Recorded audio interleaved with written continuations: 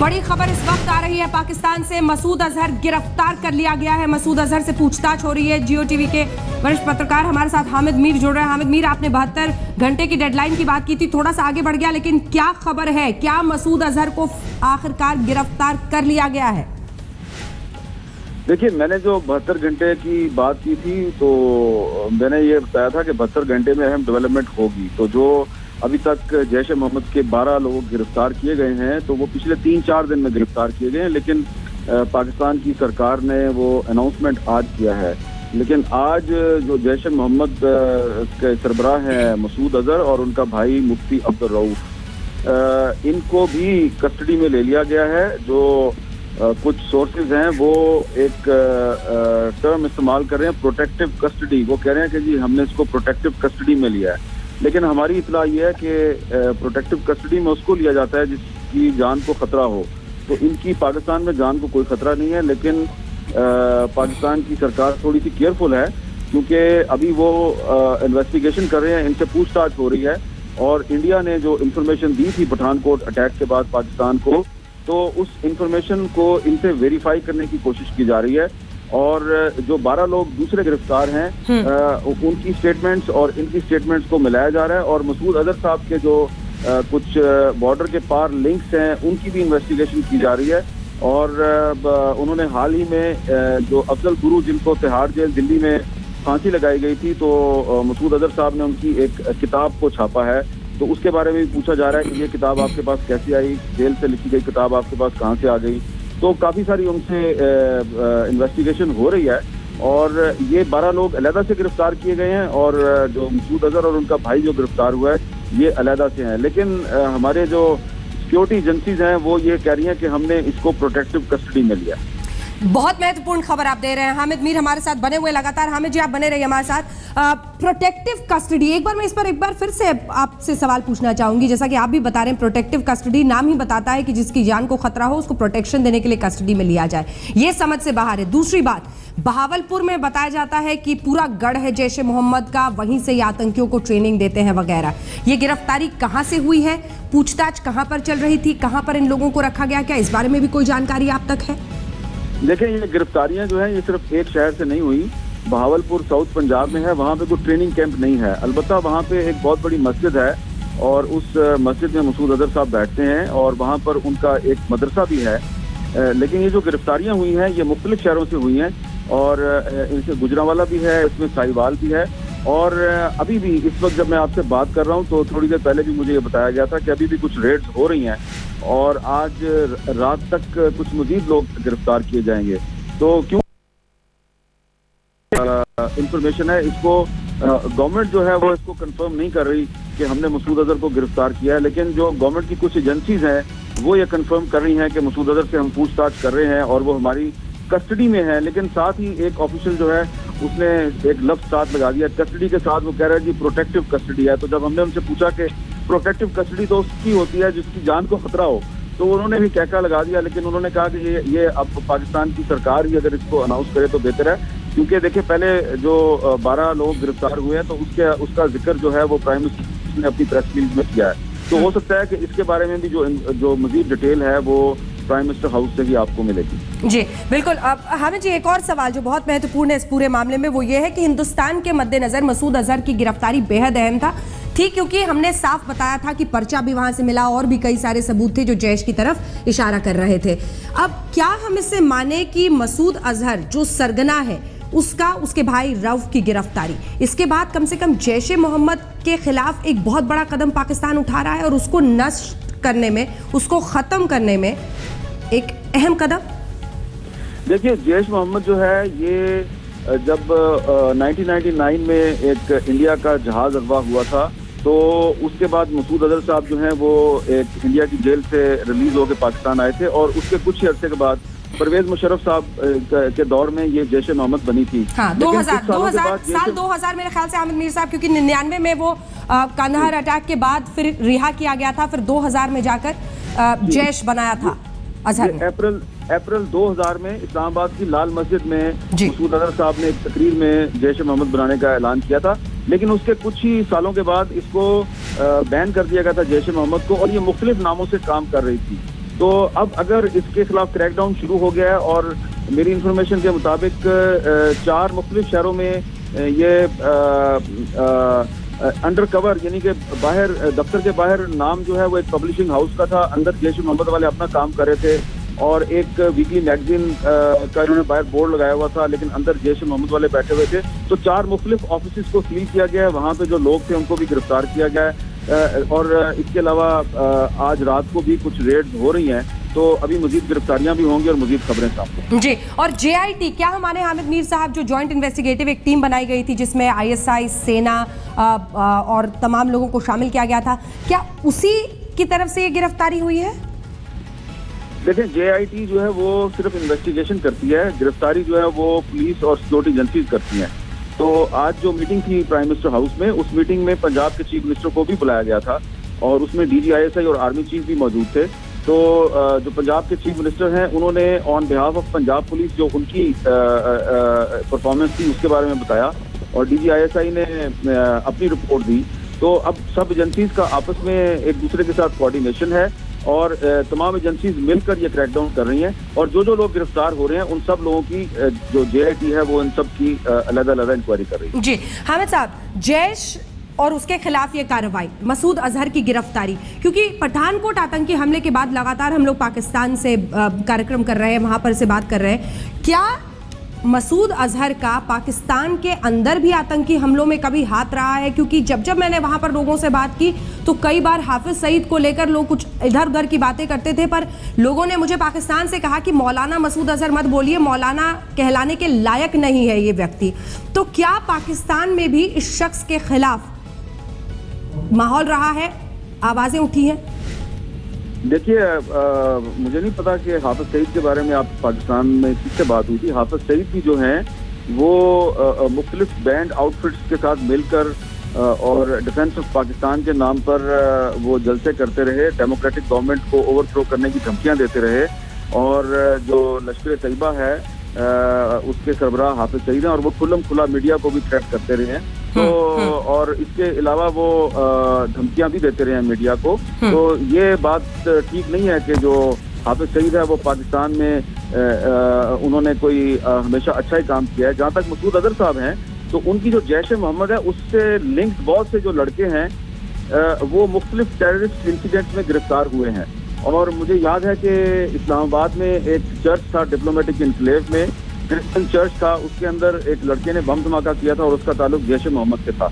इसके अलावा भी मैं आपको बहुत सी इंसिडेंट्स बता सकता हूँ कि जैश ए मोहम्मद पाकिस्तान के अंदर भी बम धमाकों में मुलव्वस रही है और इसमें इसके जो लड़के हैं उनका ताल्लुक सेक्टेरियन आउटफिट्स के साथ भी है और यही तंजीम थी जिसके लड़कों ने 2007 में जो लाल मस्जिद थी, इस्लामाबाद की लाल मस्जिद थी, उसके अंदर से पुलिस पर फायरिंग की थी और रेंजर्स पर फायरिंग की थी और उसमें भी बहुत से लोग मारे गए। ठीक है हामिद जी, आप बने रहे हमारे साथ क्योंकि अन्य भी कई मेहमान मेरे साथ लगातार इस चर्चा में शामिल हो रहे हैं। मैं चाह रही थी कि GD बख्शी साहब से इस पर जल्दी से प्रतिक्रिया ले लूं। आप प्लीज हामिद मीर साहब बने रहिएगा हमारे साथ। बख्शी साहब, मसूद अजहर की गिरफ्तारी बड़ी खबर हिंदुस्तान की नजर से? जी बड़ी खबर, लेकिन उसके साथ में एक बिच्छू का डंक भी है। ये प्रोटेक्टिव कस्टडी है और हामिद मीर साहब ने कहा कि जब उस पुलिस ऑफिसर से पूछा गया कि प्रोटेक्टिव कस्टडी का मतलब क्या है साहब, तो उन्होंने ठहाका मार के हंसे। सबसे पहले तो हमारे तो 7 बंदे, हमारे 7 हमारे अफसर JCO जवान शहीद हुए हैं साहब। हमारे लिए तो हंसने का बिल्कुल ये कोई इसमें बात ही नहीं है। अच्छा, जहां तक रहा प्रोटेक्टिव कस्टडी, क्या वो कहना चाहते हैं कि भारत की सुरक्षा एजेंसियां इसके खिलाफ काम कर सकती हैं, इसलिए इनको बचाव के लिए डाला गया है? अमित, ये आप एक्शन ले रहे हैं या आप उनको बचा रहे हैं कि हमारा पलटवार ना हो? हामिद साहब, आप इस पर रिएक्ट करना चाहेंगे? मेरी समझ में इसके ऊपर होना चाहिए। मैं तो रिएक्ट नहीं करूंगा इस पे, तो आपको जो गवर्नमेंट ऑफ पाकिस्तान का कोई स्पोक्स पर्सन है उससे बात करनी चाहिए। लेकिन मैं आपको ये बता दूं कि आज भी पाकिस्तान के शहर कोयटा में एक सुसाइड अटैक हुआ जिसमें हमारे 12 पुलिस के लोग मारे गए। तो पुलिस के और सिक्योरिटी फोर्सेस के लोग पाकिस्तान में भी मारे जा रहे हैं, इंडिया में भी मारे जा रहे हैं। और मैंने आपको पहले भी बताया कि मसूद अजहर की जो आउटफिट है जैश ए मोहम्मद, ये पाकिस्तान में भी बहुत से टेररिस्ट इंसिडेंट्स में इन्वॉल्व रही है और इसका ताल्लुक कुछ सेक्टेरियन आउटफिट्स के साथ है जिन पे पाकिस्तान में बैन है। तो मसूद अजहर पे इल्जाम सिर्फ इंडिया में टेररिज्म का नहीं है बल्कि पाकिस्तान में टेररिज्म का इल्जाम भी है। लेकिन क्योंकि ये खबर मीडिया ने अपने सोर्सेज से निकाली है, तो मीडिया के साथ बात करने में जो सिक्योरिटी एजेंसीज के लोग हैं वो थोड़े से केयरफुल हैं और वो अभी तक ऑफिशियली इसको डिक्लेयर नहीं कर रहे। लेकिन हो सकता है कि जो पाकिस्तान की जो सरकार है वो जब कोई बात करेगी तो हो सकता है कि वो कुछ तफसील आपको बता सकें। मैं तो सरकार का नुमाइंदा नहीं हूँ, ना इनका स्पोक्स पर्सन हूँ। आपको सरकार के नुमाइंदे से बात करनी चाहिए। बिल्कुल बिल्कुल, हामिद साहब बने रहिए हमारे साथ। अखिलेश जी। हाँ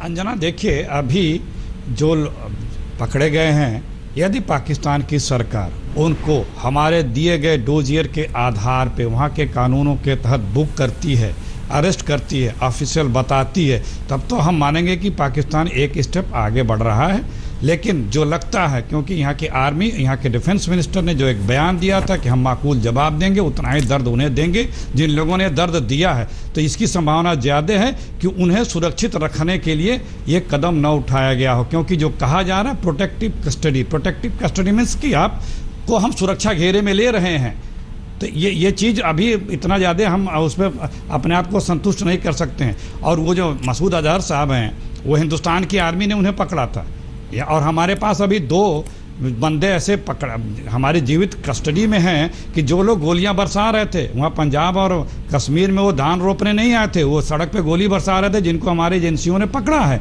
तो हमारे पास इतने पुख्ता सबूत होने के बाद यदि वो कुछ लोगों को अरेस्ट करके उन पर चार्ज बनाते हैं, उनके कस्टडी में लेते हैं, तब तो हम मानेंगे कि पाकिस्तान थोड़ा सा सीरियस है, वो भी फौरी तौर पे हमारे। ठीक है। वहां पर ऑफिशियल तरीके से जानकारी नहीं है। हामिद मीर वरिष्ठ पत्रकार हैं, वो ये जानकारी दे रहे हैं, इसलिए इस पर तुरंत उत्सुकता या फिर बहुत ज्यादा अति उत्सुकता दिखाकर कुछ कमेंट करना सही नहीं रहेगा। जब तक पाकिस्तान की सरकारी सोर्सेज नहीं बताती हैं कि क्या गिरफ्तार किया गया है, प्रोटेक्टिव कस्टडी में लिया गया है, प्रोटेक्टिव एक आतंकी को प्रोटेक्टिव कस्टडी, ये बहुत सारी बातें हैं जिन पर सवाल अभी बने हुए हैं। लेकिन संबित पात्रा जी, आपसे एक बार जल्दी से रिएक्शन के लिए आते हुए। देखिए अंजना जी, अब ये आपने खुद भी कहा अभी कि आधिकारिक रूप से पाकिस्तान की सरकार ने किसी प्रकार का बयान अभी दिया नहीं है, तो स्वाभाविक रूप से हमें आधिकारिक बयान का इंतजार करना चाहिए। मैं हामिद मीर साहब को सुन रहा था, तो हामिद मीर साहब ने कहा कि शायद इंट्रोगेशन हो रहा है। वो प्रोटेक्टिव कस्टडी है या इंट्रोगेशन है, ये तो सरकार ही बता पाएगी। मगर कहीं ना कहीं डिपार्चर फ्रॉम द पास्ट, जो एक ब्लैंकेट डिनायबिलिटी पाकिस्तान का पहले रहता था कि एकदम पहले ही दिन वो कहते थे हमारा कुछ भी नहीं है, हम कुछ नहीं करेंगे, वो डिपार्चर अगर हो रहा है तो हम इंतजार करके देखना चाहेंगे कि आखिर ये डिपार्चर, ये हलचल कहां तक पहुंचता है। जैसे मैंने कहा, प्रॉम्प्ट एक्शन और डिसाइसिव एक्शन की अपेक्षा भारत की सरकार करती है, और मैं मानूंगा आज कि अगर ये डिपार्चर हो रहा है तो कहीं ना कहीं भारत की जो डिप्लोमेटिक पॉलिसी है उसमें एक धार आई है, और जो हम लोग कह रहे थे कि नरेंद्र मोदी जी लाहौर क्यों गए, उसका इफेक्ट धीरे धीरे हम सबके सामने आने लगा है। ठीक है अखिलेश जी, बोल ही लीजिए।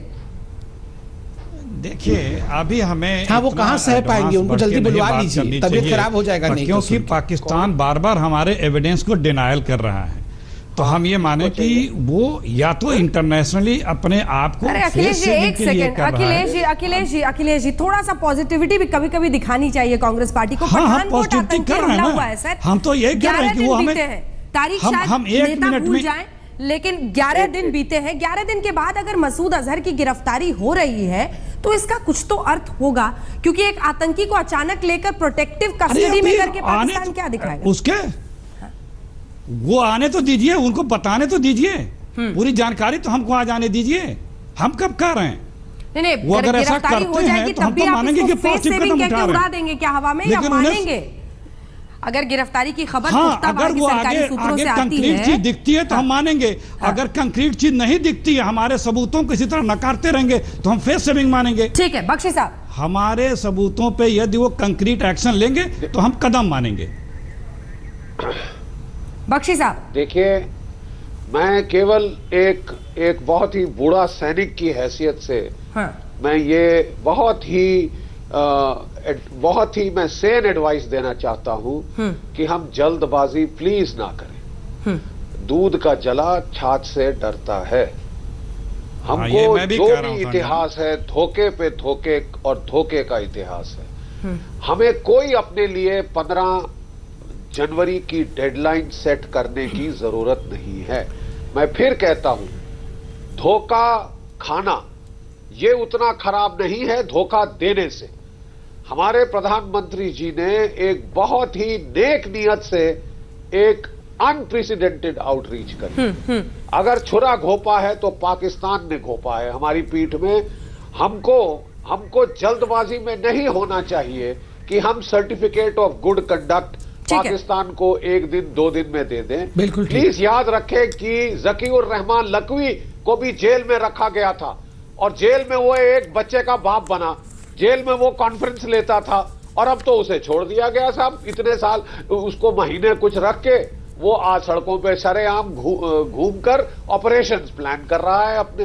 तो लेट्स नॉट बी इन अ हरी। ये जो पैथेटिक लगता है कि हम अगर इतनी जल्दबाजी दिखाएं कि किसी तरह से मतलब हमारी जो आउटरीच है वो कहीं फेल होती ना लगे। अरे साहब हमारी क्या गलती है? हमने जो करना था नेक नियत से किया। हम क्यों इतना आतुर हो रहे हैं ये पाकिस्तान को ऑफ द हुक करने के लिए? ठीक है। मैं एक बार आपके पास आना चाहती हूँ खान साहब। संबित जी थोड़ा सा इंतजार कर लीजिए सर, मैं आपके पास आऊँगी क्योंकि जान मोहम्मद खान साहब हमारे साथ खुद जुड़ गए हैं। जान मोहम्मद खान साहब, अब बड़ी शर्मिंदगी होगी आपको कि कुछ देर पहले आप कह रहे थे कोई सबूत नहीं है और आपकी सरकार ने तो हमारे सबूत पर मसूद अजहर को गिरफ्तार कर लिया है, जिस तरह की जानकारी जो टीवी से आ रही है। शुक्रिया कि आप मुझे नहीं बोली और मौका दे रही हैं, और इसके बावजूद कि पाकिस्तान बैशिंग भी उसी को नहीं, उसके भाई को भी गिरफ्तार किया गया है, उससे भी पूछताछ हो रही है, रऊफ साहब से भी। पहली बात तो ये मेरे ख्याल में पाकिस्तान एक सिंसियर कोशिश कर रहा है कि जो इंडियन एलिगेशंस है उसको इन्वेस्टिगेट करें। आपको ये अप्रिशिएट करना चाहिए। इसके बावजूद कि आज कोयटा में हमला हुआ है, पाकिस्तानी कॉन्सुलेट पे हुआ है और हमने माजी करीब में डोसिए इंडिया को दिया है किस तरह रहा स्पॉन्सर एक प्रॉक्सी वॉर जो है पाकिस्तान को डिस्टेबलाइज कर रहा है। इसके बावजूद पाकिस्तान आगे बढ़ना चाहता है।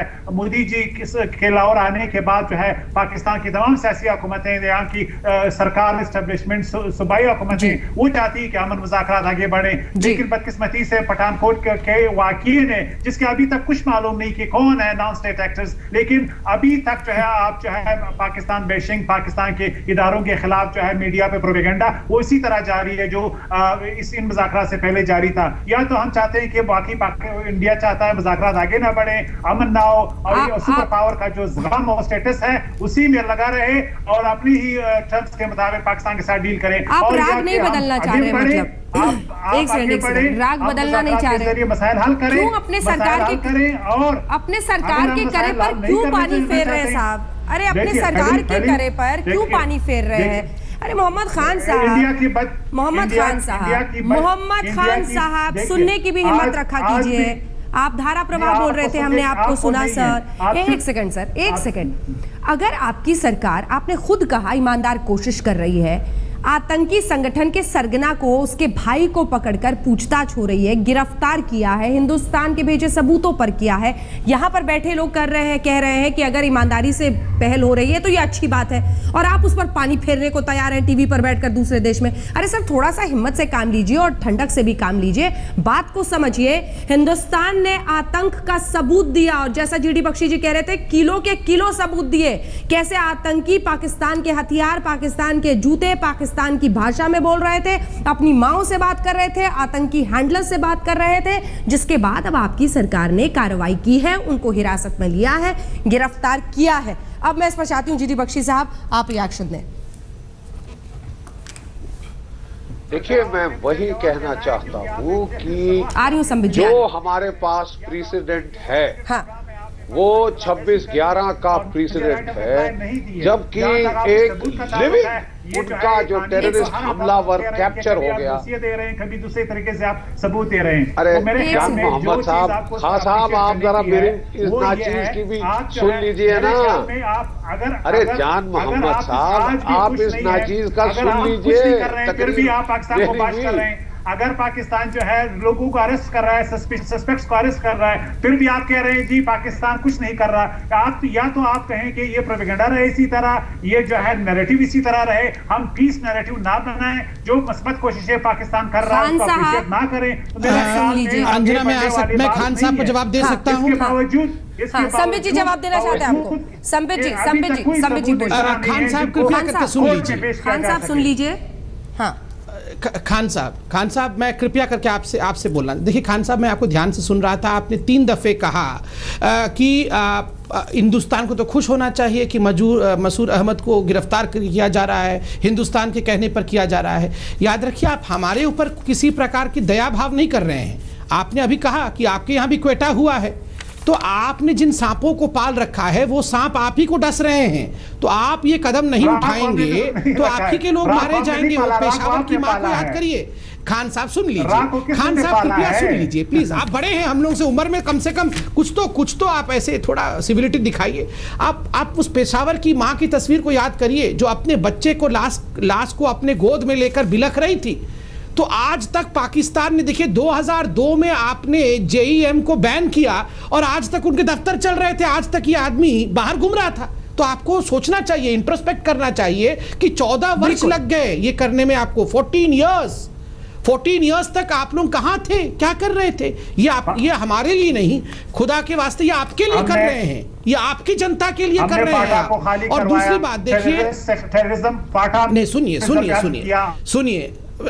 सुन लीजिए साहब। और जहां तक चाहे वो पंजाब में थे या दूसरी जगहों पे, ये जो है बाहर घूम रहा था साहब, वो तो बाहर घूम रहा था, हमारे शहीद वो तो बाहर घूम रहा था। आप उसको अंदर लेकर जा रहे हैं। 14 साल आपको लग गए ये काम करने में। बताइए कितना सोचना पड़ा इंडिया में कर रहा है पाकिस्तान के खिलाफ, वो आपको नजर नहीं आ रहा। जो पाकिस्तान के खान साहब, समय खत्म हो रहा है, एक आखिरी एडवाइस दे दूं मैं, जो नहीं एक आखिरी एडवाइस ले लीजिए। हम छोटे हैं उम्र में, आपसे मगर एडवाइस तो ले ही सकते हैं, छोटों से भी सुन तो लीजिए। लेक्चर दे रहे हैं, या तो कहें कि सुपर पावर के नशे में इंडिया जो है खान साहब भी नहीं सुनेंगे, लेक्चर देने लगा है, हमें भी आप डिक्टेट करना चाहते हैं। जान मोहम्मद खान साहब, आपके नाम में शुरू है जान है, आप दूसरों की जान पर ला देते हैं, तो सुन लिया करता है। Peace never dictates, peace presides. Peace, शांति कभी डिक्टेट नहीं करता है, वो हमेशा एस्टैब्लिश हो जाता है। लास्ट में शांति एस्टैब्लिश हो जाती है। आप कितना भी लड़ लीजिए, याद रखिए लास्ट में पीस ही होगा, क्योंकि हमेशा कश्मीर में नहीं बह सकता है, शांति ही जीतती है। अमन है तो 7 लाख फौज कश्मीर में क्यों है? अगर अमन है तो पंजाब में मत उलझिए, पहले कुछ फैक्ट्स जान लीजिए अपनी सरकार के बारे में। आप ही की सरकार ने बरसों पहले, 14 साल पहले, खान साहब की आवाज थोड़ी नीचे कर दीजिए, एक सेकंड, थोड़ी खान साहब की आवाज नीचे कर दीजिए। खान साहब थोड़ा सा समझिए बातों को। आप ही की सरकार ने 14 बरस पहले जैशे मोहम्मद को बैन किया था। उसको बनाने वाला व्यक्ति, उसका सरगना मसूद अजहर पाकिस्तान में घूम रहा है, आपके बच्चों को अलग अलग जगहों पर आतंकी हमलों में मार रहा है, और आप अब उसकी गिरफ्तारी पर भी हिंदुस्तान के खिलाफ बोल रहे हैं। बने रहिए सर हमारे साथ। महमूद शाह साहब हमारे साथ जुड़ रहे हैं, जो कि रिटायर्ड ब्रिगेडियर है, आप डिफेंस एक्सपर्ट हैं, सीधे फोन लाइन पर इस वक्त जुड़ रहे हैं पाकिस्तान से हमारे साथ। लेकिन उससे पहले प्रतिक्रिया आ रही है प्रेस कॉन्फ्रेंस के जरिए बीजेपी से, जरा सुन लेते हैं। जो पठानकोट में हमें घाव मिला है उस पर मरहम तभी लगेंगे जब पठानकोट के हमलावर और साजिशकर्ता के खिलाफ कार्रवाई होगी। भारत ने अपना सब पक्ष उनके सामने रख दिया है और हम उम्मीद लगाए हुए हैं। उम्मीद लगाए हुए हैं और उस उम्मीद पर कम से कम एक कदम से कहा जा सकता है, हालांकि अभी पूरी तरह से पाकिस्तान की तरफ से ये कहा जाना बाकी है कि किस तरह से हिरासत में या गिरफ्तार किया गया है मसूद अजहर को, जो सरगना है जैशे मोहम्मद का। उसके भाई रऊफ को भी गिरफ्तार किया गया है। महमूद शाह साहब हमारे साथ जुड़ गए हैं फोन लाइन पर। महमूद शाह साहब, क्या आपके पास इस बारे में कोई जानकारी है कि उसे किस तरह से, किस आधार पर गिरफ्तार किया गया है? और साथ ही एक ऐसे आतंकी संगठन का सरगना जो पहले से पाकिस्तान में बैंड है, अब जाकर गिरफ्तार हुआ है, क्या एक कदम बदला है पाकिस्तान? जी बिल्कुल, जो उनके खिलाफ अगर सबूत इंडिया ने दिए हैं कि ये इसमें इन्वॉल्व है और पाकिस्तान समझता है, जैसे अभी तक मुझे ख्याल है कि वो समझता है कि शायद इनकी इन्वॉल्वमेंट है, इसलिए उनको अरेस्ट भी किया है, उनके साथियों को भी अरेस्ट किया है, और उनके जो दफ्तर है उनमें से उनके कंप्यूटर और कई और चीज़ें उठाकर और उसको देखेंगे और इनको अरेस्ट कर लिया है। और मैं समझता हूँ कि अगर ये इंफॉर्मेशन सही होती है और दोनों देश जो है, इंडिया और पाकिस्तान जो है, वो प्रोफेशनली काम करते हुए, पाकिस्तान जो है वो टेररिज्म के खिलाफ एक बहुत बड़ी जंग लड़ रहा है। पिछले 1.5 साल से हमें तकरीबन 80 to 85% फतेह हमें हासिल हुई है, और हमारे एरिया में जो हमारा ईस्ट वेस्टर्न बॉर्डर है। बख्शी साहब आपसे कुछ कहना चाह रहे हैं। जी जी, महमूद शाह साहब, बख्शी साहब हमारे साथ हैं, वो आपसे कुछ कहना चाह रहे हैं। बख्शी जी कहें, वो सुन रहे हैं आप। जी ब्रिगेडियर महमूद शाह साहब, बट आपकी तकरीर सुन के बहुत अच्छा लगा, लेकिन मैं सिर्फ आपको बताना चाहता हूं कि आपके मुल्क ने एक नैरेटिव ऑफ विक्टिम हुड बना लिया है साहब, कि हम भी उतने ही विक्टिम हैं जितने आप और हैं। प्रॉब्लम सिर्फ ये है साहब, जब आप अपने आप को हमसे इक्वेट करते हैं तो आपको बताना पड़ेगा कि ये जो सारे सांप जो आपको काट रहे हैं आज, आपने दूध पिला पिला के, जैसे हिलरी क्लिंटन ने कहा था, इस उम्मीद में पाले थे कि वो केवल हिंदुस्तान के लोगों को या अफगानिस्तान के बाशिंदों को काटेंगे। आज वो आपको काट रहे हैं, नंबर एक। नंबर दो, आपने जो भी एक्शन लिया है, माफ कीजिए, केवल तहरीके तालिबान पाकिस्तान और चंद एक सेक्टेरियन ग्रुप्स के खिलाफ लिया है, जो पाकिस्तान की सरकार, पाकिस्तान की फौज को टारगेट कर रहे हैं। माफ कीजिए, इंडिया सेंट्रिक ग्रुप्स, मसलन लश्कर-ए-तैयबा, मसलन जैश-ए मोहम्मद, हिजबुल मुजाहिदीन इत्यादि वगैरह वगैरह के खिलाफ अभी तक एक्शन जीरो है, जीरो है। और यहां तक कि आपकी जो जिहाद, यूनाइटेड जिहाद काउंसिल, उसने तो बड़े शान से ओन अप किया है साहब कि ये तो हमने किया है। और आए दिन आपके लश्कर-ए-तैयबा के जो हाफिज सईद साहब हैं, वो जहर उगलते हैं हमारे खिलाफ। ठीक है, अब आप बताइए साहब, आपके जो एक्शंस हैं बहुत सिलेक्टिव और हिपोक्रिटिकल हैं। महमूद जी, लगते तो हैं साहब। महमूद जी, मैं समझता हूं कि पाकिस्तान ने बड़े मुस्बत तरीके का इजहार किया है।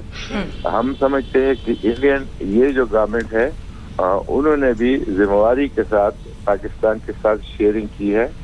जितनी बातें आपने की है, अगर ये पाकिस्तान के खिलाफ प्रोपेगेंडा के तौर के ऊपर आप करते रहेंगे और पाकिस्तान को जो है किसी तरीके से दबाव के नीचे लाने की कोशिश करेंगे, तो पाकिस्तान ने अमेरिका का दबाव कबूल नहीं किया। पाकिस्तान ये वॉर ऑन टेरर लड़ रहा है इसकी प्रायोरिटी के ऊपर। नेचुरली पहली प्रायोरिटी वही होगी जो हमारी फौज और हमारे जो इंस्टॉलेशन है, हमारे बच्चे हैं, उनके ऊपर, और साथ साथ ही यानी उसके बाद नेक्स्ट ये जो ऑपरेशन ज़र-ए-अर्ज़ है, इसने टर्न इनवर्ड किया है अभी, और कराची में काफी सारे आपको मालूम है कि हमने ऑपरेशन किए हैं, और उसके में हमारे कुछ पॉलिटिकल पार्टीज भी आई हैं, और वो भी किसी तरीके से वो कर रही हैं रेजिस्ट, लेकिन ये जारी है। इसी तरह इंडिया के साथ जो हमारे ताल्लुकात खराब कराने वाले ग्रुप्स हैं, मिसाल के तौर पर आपने ये ज्यादा बात आपने उसकी की है, ये हाफिज सईद की क्या है, ये मतलब है कि हमने पकड़ के कोर्ट के सामने पेश किया है और वो उनने छोड़ा है। हर सूरत अभी ये जो है फ्रेश वाकया हुआ है। देखिए, कोर्ट तो तब छोड़ता है ना मसूद साहब, कोर्ट तो आप भी जानते होंगे, आप ब्रिगेडियर रह चुके हैं आर्मी में, कोर्ट तो तब छोड़ता है ना सर, जब इन्वेस्टिगेटिव एजेंसी जो सरकार की तरफ से है वो सबूत नहीं दे पाती है। सबूत देना में था, जाहिर तौर पर आपने उस शिद्दत के साथ केस को आगे फॉलो नहीं किया जिसकी वजह से कोर्ट ने रिहा किया होगा। अब देखिए, उसमें उलझेंगे तो बातों में हम फंसेंगे। मेरा सवाल आपसे यह है सर, आगे की तरफ बात करते हैं, आगे की तरफ बात करते हैं, क्या वाकई पाकिस्तान में एक पैराडाइम शिफ्ट है? क्योंकि इससे पहले पाकिस्तान हमेशा डिनाइबिलिटी के मोड में रहता था कि हम नहीं जानते जी, हमारा आतंकी नहीं था। लेकिन क्या पाकिस्तान ने इस बार खुलकर कबूला है कि हाँ, पठानकोट आतंकी हमला पाकिस्तान में बैठे आतंकियों ने किया? हाँ, पाकिस्तान के जैश-ए मोहम्मद के वो आतंकी थे, मसूद अजहर था। हम इस बार ईमानदारी दिखाएंगे क्योंकि ये हमारे बच्चों को भी मार रहे हैं। पैराडाइम शिफ्ट है कबूलनामे का? बिल्कुल है। मैं कह रहा हूँ कि पाकिस्तान में है ये रियलाइजेशन, लेकिन ये है कि इंडिया भी तरीके से बात करे, जैसे तो इंडिपेंडेंट ममालिक होते हैं। मेरे ख्याल में अभी जो बीजेपी पार्टी आई है, इनिशियली उन्होंने पाकिस्तान के ऊपर दबाव डालने की कोशिश की, फिर उनके पॉलिसी में शिफ्ट आया। इस पे आप रिएक्ट करना चाहेंगे? बीजेपी के प्रवक्ता हमारे साथ है, संबित जी, इस पर आप रिएक्ट करना चाहेंगे कि पहले आपने दबाव डाला, अब सकारात्मक बढ़ रहा है, वो उनका ये कहना है। देखिए, परिपक्वता का तकाजा है कि जब आपने एमईए के प्रेस कॉन्फ्रेंस को किया है और बॉल को पाकिस्तान के कोर्ट में डाल दिया है, तो सरकारी प्रवक्ता या पार्टी के प्रवक्ता को मैच्योरिटी के साथ, शांति के साथ देखना चाहिए कि डिलीवरी क्या हो रहा है। मैं अगर अभी यहाँ लड़ाई झगड़ा शुरू कर दूं बिना जाने की वास्तविकता क्या है, तो फिर पाकिस्तान को एक एस्केप रूट मिल जाएगा। तो मुझे लगता है मैं परिपक्वता के साथ इंतजार करूं कि आखिर जो सब दिखाया जा रहा है वो कितने पानी में है, पाकिस्तान क्या करेगा और वो डिसाइसिव एक्शन होगा कि नहीं। और हम कुछ कहें बजाय हमारे कहने के, सरकार बिल्कुल फॉर्म्ड सेंटेंसेस के साथ कहेगी कि क्या ये डिपार्चर फ्रॉम द पास्ट है या नहीं है। हमें इंतजार करना चाहिए। ठीक है, मसूद साहब, इस पर आप रिएक्ट करना चाहेंगे? जी, बिल्कुल मैं समझता हूं कि दोनों हुकूमतें जो है जिम्मेवारी के साथ, पाकिस्तान को बहुत एक्सपीरियंस हुआ है। ये जो टेररिज्म है इसमें पिछले 10 साल से लड़ रहे हैं, लेकिन पिछले 1.5 साल में हमें बड़ी कामयाबी हुई है। आपको मालूम होना चाहिए कि आप बम्बई की बात कर रहे हैं। हमारे यहाँ जो है बेनजीर भुट्टो एक बहुत बड़ी मकबूल पार्टी, उसकी हेड थी, उनको टेररिस्ट ने शहीद कर दिया। उनकी गवर्नमेंट रही 5 साल और उसमें कोई प्रोग्रेस नहीं हुआ, अभी तक कोई प्रोग्रेस नहीं हुआ। तो कई केसेस में प्रोग्रेस नहीं हो सकता। ये जो अभी आपने दिया है, मैं समझता हूँ कि हुकूमत पाकिस्तान को, अगर मैं जाती राय हो, हुकूमत पाकिस्तान को उसको सबूत मिलता है तो they should destroy this Jaish-e-Mohammed, क्योंकि ये जो है कौन होते हैं हमारे फॉरेन पॉलिसी या पाकिस्तान की जो पॉलिसी है हमें डिक्टेट करने वाले या हमारे और इंडिया के रिलेशन को खराब करने वाले एक छोटा सा ग्रुप। मैं समझता हूँ कि दोनों ममालिक न्यूक्लियर कुव्वतें हैं, इंडिया बहुत बड़ा मुल्क है, पाकिस्तान चलो छोटा मुल्क है, लेकिन उसके बावजूद भी काफी मजबूत मुल्क है। दोनों जिम्मेवारी का एहसास करें। इंडिया की तरफ से एक शिकायत आई है, एक वाकया हुआ है जिसकी हमने मजम्मत भी की है, और फिर उसके बाद वहाँ से उन्हें कुछ सबूत भी दिए हैं।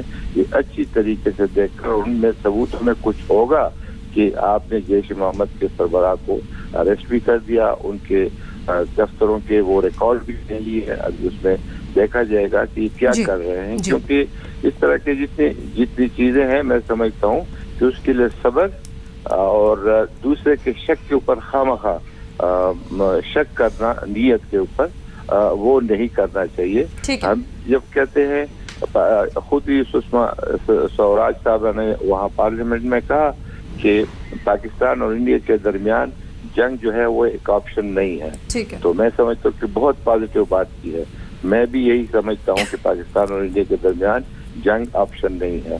ये जो टेररिस्ट है ये हमारे कॉमन दुश्मन है। महमूद साहब, बहुत अच्छी बात है, आपकी आवाज सुनकर एक उम्मीद भी बनती है, और आप जैसी समझदारी और परिपक्व आवाजें जब पाकिस्तान की तरफ से आती हैं तो बहुत एक एहसास होता है कि दोनों देशों के रिश्ते वाकई बेहतर हो सकते हैं। मेहर तरार जी, बहुत बहुत शुक्रिया आपका हमारे साथ जुड़ने के लिए। 6 बजे से आपका इंतजार था, किन्हीं खराबियों की वजह से आप जुड़ नहीं पाई थी हमारे साथ, लेकिन इसी दरमियान देखिए ये खबर आ गई है, मसूद अजहर को गिरफ्तार किया गया है। क्या दोनों देशों के रिश्ते इससे बेहतर हो सकते हैं? और जो सबसे बड़ा सवाल है कि ये सिर्फ हिंदुस्तान का दुश्मन नहीं था मेहर, ये दुश्मन पाकिस्तान का भी था। कई सारे आतंकी हमलों में जैश-ए-मोहम्मद का नाम आ रहा था लगातार।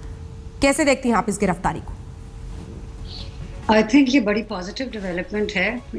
ये डिटेंशन, अभी तो डिटेंशन ही कह रहे हैं इसको, अब आगे कहाँ तक लेके जाते हैं, the time will tell. Skepticism India की तरफ से जस्टिफाइड है, लेकिन आई थिंक जो मैं पिछले बहुत सारे दिनों से, जिस दिन से ये टेरर अटैक हुआ है, I been saying the same thing कि आई बिलीव कि पाकिस्तान में एक्चुअली एक पैराडाइम शिफ्ट आ गया है वीज़ा-वी टेररिज्म।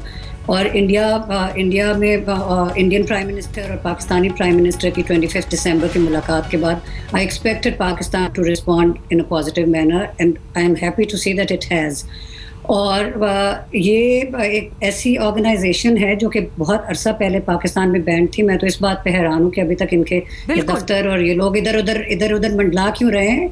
14 साल पाकिस्तान के अंदर जो सिलेक्टिव महर 14 साल से ये संगठन बैंड है, और उसका सरगना आज 1999 में कंधार में छोड़ा गया था। 2000 में जिसने बनाया ये जैश-ए-मोहम्मद, वो आराम से घूम रहा था, लोगों के मारने की साजिशें रच रहा था, न सिर्फ हिंदुस्तान और पाकिस्तान में। पाकिस्तान के प्राइम प्रेसिडेंट और वो भी chief of army staff Pervez Musharraf को 25 दिसंबर 2003 को मारने की कोशिश की गई। उसमें भी इसी ऑर्गेनाइजेशन का नाम है। मैं तो हैरान हूँ कि ये इतनी देर तक पाकिस्तान में किसी भी नाम के अंदर काम करते क्यों रहे हैं जो भी ये कर रहे हैं। आई थिंक ये वेकअप कॉल है पाकिस्तान के लिए कि इट्स अबाउट टाइम कि ये जो बैंड ऑर्गेनाइजेशंस रीपैकेज होके पब्लिक में आ जाती हैं और किसी ना किसी सिलसिले में अपना काम करती रहती हैं और रेडिकलाइज करती रहती हैं हमारी यूथ को। उसका किसी और मुल्क को तो बाद में नुकसान पहुंचता है, वो हमें नुकसान पहुंच रहा है साथ साथ, क्योंकि जब इनको बाहर जाने का और नुकसान पहुंचाने का मौका नहीं मिलता तो ये अपने ही लोगों के ऊपर हमला कर देते हैं। एंड आई थिंक ये बहुत, लेकिन अब आगे ये देखना है कि ये डिटेंशन कहाँ तक पहुंचती है, ये क्या करते हैं। इसी तरह अगर लखवी की तरह इन्होंने बहुत साल जेल में बंद कर देना और बाद में कहना है कि हमारे पास एविडेंस नहीं था, ये इंडिया ने ये नहीं दिया, वो नहीं दिया, तो I don't think that would take Pakistan anywhere. और पाकिस्तान के अपने स्टांस के लिए जो इन्होंने टेररिज्म के लिए रखा है बहुत ज़्यादा ज़रूरी है to show Pakistanis as well as the world right now India कि हम सीरियस हैं टेररिज्म को ना सिर्फ पाकिस्तान में ख़त्म करने के लिए बल्कि पूरे रीजन से ख़त्म करने के लिए। बिल्कुल, बहुत महत्वपूर्ण। Now let's see what happens. बहुत महत्वपूर्ण। मैं चाहती हूँ कि आपकी बातों पर तीनों रिएक्ट करें। यहाँ पर सत्ताधारी पार्टी से कांग्रेस से भी हमारे साथ हैं, जीडी बख्शी जी हमारे साथ हैं, लेकिन उससे पहले अपने दर्शकों को जरा ये खबर एक बार फिर से बता दें। मसूद अजहर 2000 में इसने जैश-ए मोहम्मद बनाया था। जब कांदाहार अटैक के बाद इसे रिहा कर दिया गया था हिंदुस्तान से, 99 में रिहाई हुई थी। 2000 में इसने जैश-ए मोहम्मद नाम के आतंकी संगठन को बनाया, जिसके बाद लगातार इसने न जाने कितने आतंकी हमलों को अंजाम दिया है अलग अलग जगहों पर, हिंदुस्तान में, पाकिस्तान में भी कई जगहों पर इसका नाम आया है। लेकिन इन सब के बावजूद, बैन होने के बावजूद पाकिस्तान में ये खुलेआम घूम रहा था। बहावलपुर में कहा जाता है एक बड़ी मस्जिद है जहां पर ये रहता है, ट्रेनिंग कैंप्स भी अलग अलग जगहों पर चलाता है, वहां पर मौजूद युवाओं को गुमराह करता है, आतंकी बनाता है। और ऐसे ही इसने आतंकी भेजकर पठानकोट पर भी आतंकी हमला कराया था। ठोस सबूत हिंदुस्तान की तरफ से दिए गए और उसके बाद ये कार्रवाई हुई है जिसमें हिरासत में उसे लिया गया है। लेकिन अखिलेश जी आपकी बात पर कुछ कहना चाह रहे हैं, जिसके बाद मेहर मैं एक बार आपके पास आना चाहती हूँ कि हिंदुस्तान में ये डर इस बात को लेकर होता है कि ये फेस वॉश खाली नहीं हो, क्योंकि हामिद मीर ने हमें बताया कि जब उन्होंने फोन से उस अधिकारी से बात की और पूछा कि प्रोटेक्टिव कस्टडी, एक आतंकी को प्रोटेक्टिव कस्टडी देने की क्या जरूरत है, मतलब उसकी जान को खतरा है, उसको बचाया जा रहा है, इसका क्या अर्थ है, तो वो अधिकारी उस पर हंस पड़े। इससे जरा गंभीरता पर शक होता है। मेरे जी, इस पर आपका रिस्पॉन्स जिसके बाद मैं तो खुद जब मैंने ये वर्ड प्रोटेक्टिव कस्टडी, पहले तो मुझे समझ ही नहीं आया जब मैंने ट्विटर पे पढ़ा कि प्रोटेक्टिव कस्टडी का क्या मतलब है, how do you give protective custody to a terrorist suspect. तो लेकिन वो of course I do understand कि पाकिस्तान में कुछ सर्टन है, कोई religious sensibilities, because you need to understand कि बहुत सारे लोग समझते हैं कि जो कुछ बातें आपकी तरफ से आती है, अमेरिका की तरफ से आती है, जहां से भी आती है, सब झूठ है कि पाकिस्तान का कोई भी पाकिस्तानी किसी भी टेररिस्ट एक्ट में कहीं पे मुलव्वस है नहीं। They just think it's one big conspiracy. तो इसलिए आई थिंक, मुझे नहीं पता इसके पीछे क्या है, but I do think it's a very absurd word to use और नहीं करना चाहिए किसी टेररिस्ट के लिए, टेररिस्ट सस्पेक्ट के लिए। लेकिन यस, आई डू बिलीव कि आप लोगों की, मैं वही पहले भी कहा था, स्केप्टिसिज्म जस्टिफाइड है।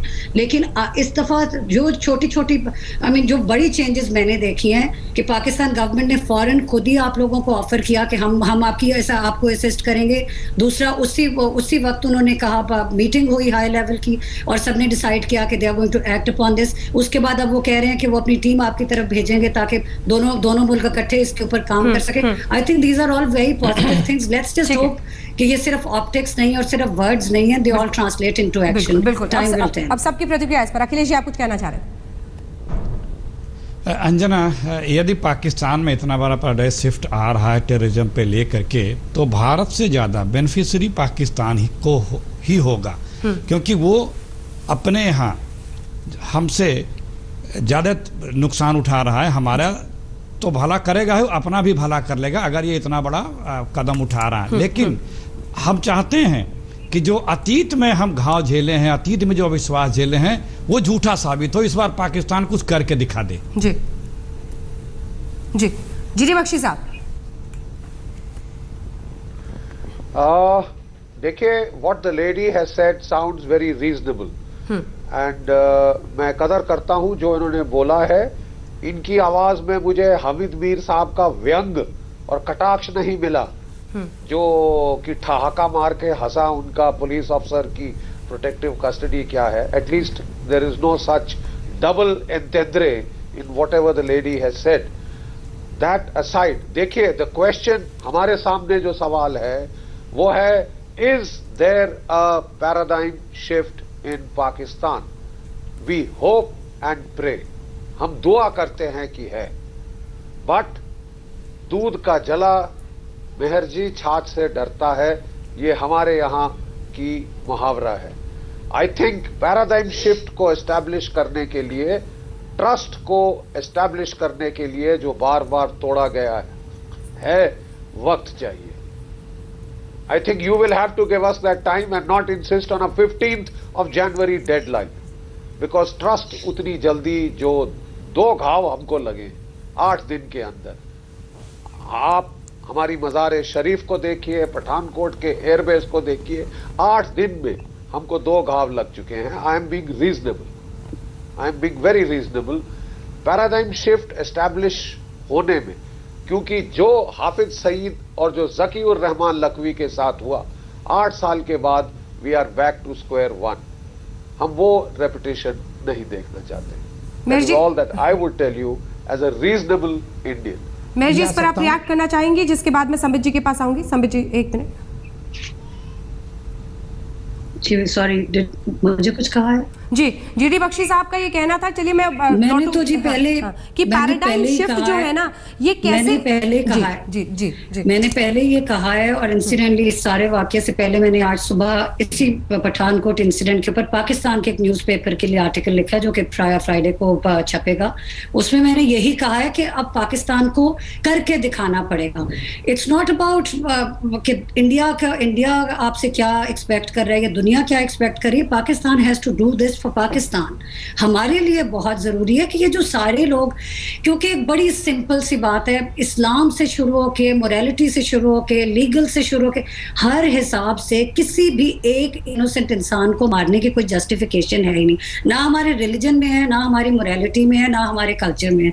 तो ये हम किस तरह, अब पाकिस्तानियों को इतनी अकल आ गई है, उनको इतनी समझ आ गई है कि नहीं, किसी जगह पे भी कोई भी प्रीटेक्स्ट हो, कोई अपनी तरफ से होली वॉर है, किसी का कोई जन है, किसी का कोई, आप इनोसेंट लोगों को नहीं मार सकते. पाकिस्तानियों को भी इतनी समझ आ गई है. And I think that is why हमारी मिलिट्री और सिविलियन लीडरशिप एक ही जगह पे आ गई है कि बस बहुत हो गया. Now you know, let's stop playing these games with one another and with people outside Pakistan, and let's get serious about this. अब कुछ होगा, लेट्स वेट.